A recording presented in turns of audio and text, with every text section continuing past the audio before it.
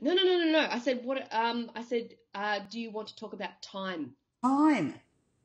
Oh, any of it. Yeah, but we'll do portals since that came up, and if it No, goes but into there's time, like, this then is the point with portals. It's like at the moment I'm hearing it bantered around on the internet, the new black. Portals are the new black. And it's kind of like, well, what the fuck? Because, everyone's talking about portals, but I don't think they really know what the fuck they are.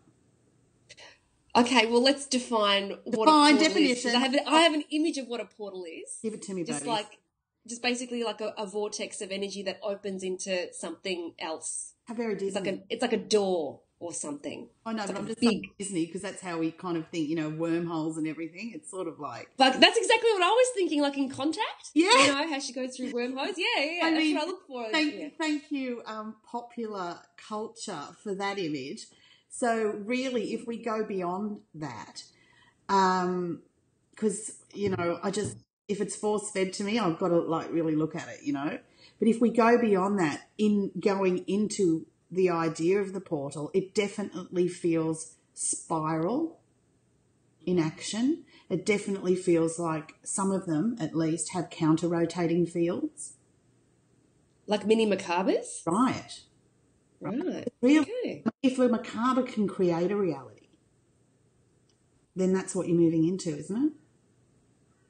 That's like a portal. Yeah, right. Yeah. It can act as a portal. So it's basically a portal is moving from one thing to another. Definition here, the portal is the portal, but a MerKaBa can be in, through, or around it, holding the space or qualifying the energy of that, almost hijacking, or the portal was created for this only. In a way, the MerKaBa is the lock.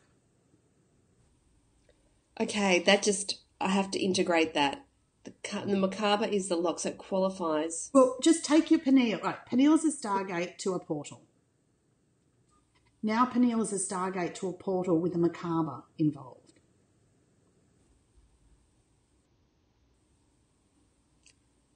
Oh, it's like it controls it. Well, not really controls it, but it's like it gives it flavour, or it gives it meaning, or it gives it a structure. It gives it a function. Yeah, it gives it a coding. That's what it does. A portal is just a... So a portal can be is like an opening, a space, a frozen moment or whatever in time that allows something in, something out, a window to whatever, an opening there, right? Mm-hmm. But if you think of a portal then with a MerKaBa involved, the MerKaBa gives, it's almost like a locking mechanism where you have to fit the codes or understand before you can enter. Mm-hmm. Yeah, I get you. Yeah, that makes sense.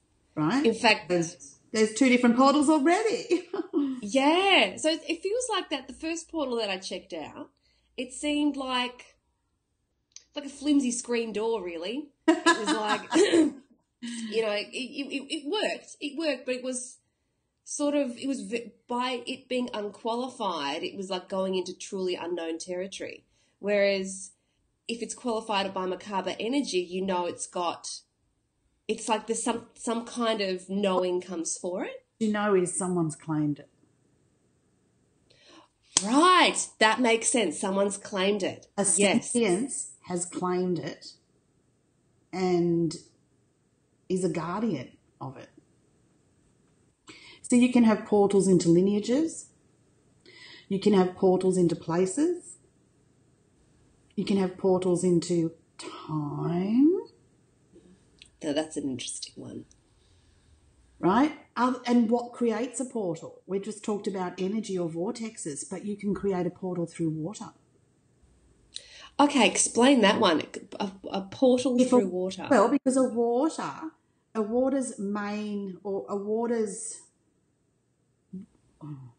The structure of water, metaphysically, is magnetic. Mm-hmm. Okay? It can hold and therefore record information.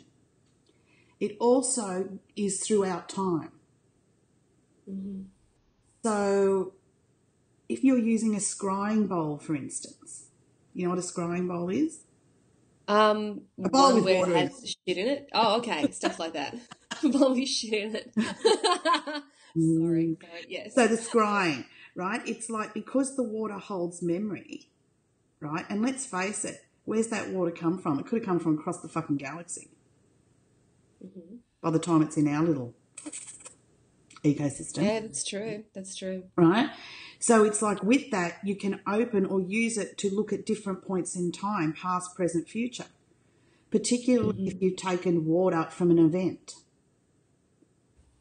Oh, yes. You know, like say you wanted to, you went to a place and there was a waterfall, and you could look into that water and see all the beings and the people or whatever who had partaken in that. Right. I mean, so there may be some waters where it's more concentrated with energy, where people have used it and used it and used it. So that'll be a really strong frequency, and you can pick up on it really easily. So would you say something like the Ganges, for instance, that's kind of used profoundly for all sorts of practices? Let's just leave it at that. But I mean, everyone Water filter extraordinaire. Yeah, I wouldn't be bathing in it just hygienically. I would be afraid I'd get gastro. But apparently, when I hear people who have visited the Ganges, have just kind of had this profound experience from imagine how being much near the water. Hit with, and if it would be extraordinary, sacred. I mean, a lot of the times they'd have their statues and things like that they'd put energy and prayed into. That water's gone over that. I mean, what do you think homeopathy is, really? It's, memory held in water, or frequency held in water. What it is? Well, they get the thing and then they put it down till it's so diluted to 0.0000 whatever percent of it all. But the memory of it's imprinted in the water. Is that it again? The memory of it is imprinted in the water. That's why it works so well with glandular stuff and with like hypothalamus. It works great on hypothalamus, any of those kind of vibrational remedies, because it's a great interchange system for the body. Yeah. So with the whole, I mean, I feel like I need to bring it up because the whole Emoto thing, how he was doing the whole. So Emoto, I was going to say that he's like a perfect example of actually having proof of how water holds memory, how it holds intent, it holds